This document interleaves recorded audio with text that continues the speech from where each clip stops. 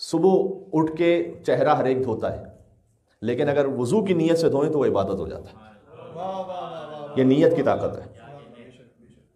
بات واضح ہو سکتا ہے ڈائٹنگ بہت سے لوگ کرتے ہو، لیکن آپ روزے کی نیت سے خاص وقت میں اپنے آپ کو کھانے پینے سے بچا رہے ہیں تو وہ فقط ڈائٹنگ نہیں ہے، وہ عبادت ہے۔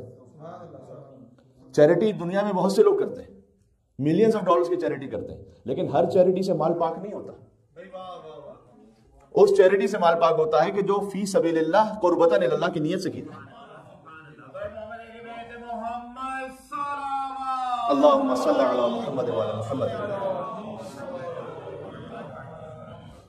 تو یہ جو نیت کی پاور ہے جو اللہ سبحانہ وتعالیٰ نے آپ کو عطا کی ہوئی ہے، جو آپ کے مباح کاموں کو بھی عبادت بنا دیتی ہے۔ جو دعائے کمیل میں شب جمعہ ہم پڑھتے ہیں، قوّ علی خدمتک جوارحی واشدد علی العزیمۃ جوانحی۔ آپ جم جا رہے ہیں ایکسرسائز کرنے کے لیے تاکہ آپ کی جو باڈی ہے وہ فٹ رہے۔ امیر المومنین کہتے ہیں قوّ علی خدمتک جوارحی، پروردگار میرے اعضاء میں قوت عطا فرما تاکہ تیری اطاعت کر سکوں۔ یہ نیت عبادت ہے۔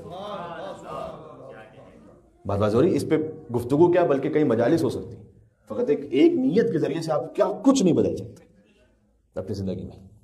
اسی کو کہتے ہیں برکت۔ برکت کسے کہتے ہیں؟ آپ نے ہمیشہ سنا ہوگا کہ اللہ تعالیٰ آپ کو برکت عطا فرمائے۔